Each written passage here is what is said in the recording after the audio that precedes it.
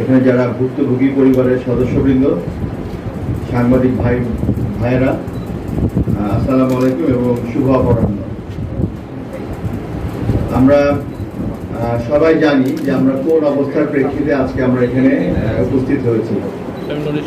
আপনারা সবাই জানেন যে গত 22শে মে এই এলাকায় যে জহর মুশিহাটি গ্রামে একটা হত্যাকাণ্ড সংঘটিত হয়, যার প্রেক্ষিতে দুষ্কৃতিকারী যারা ছিল তারা আশেপাশে প্রায় 18টি বাড়ি জ্বালিয়ে দেয়, ভেঙে ফেলে এবং ক্ষতিগ্রস্ত করে। দুষ্কৃতিকারী যেই হোক তাকে আমরা দুষ্কৃতিকারী বলেই চিহ্নিত করব এবং যে কোনো হত্যাকাণ্ডই কোনোভাবেই কাম্য নয়। সেটার পাশাপাশি যে ঘরগুলো পুড়িয়ে দেওয়া হয়েছিল, যে ঘরগুলিকে ক্ষতিগ্রস্ত করা হয়েছিল, সেটাকে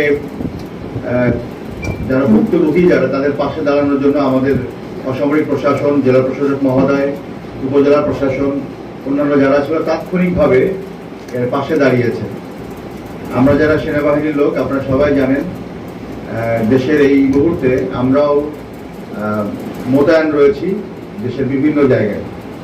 সেই হিসাবে আমরাও আপনাদের পাশে দাঁড়ানোর চেষ্টা করেছি। বিশেষ করে আমাদের সেনা সদর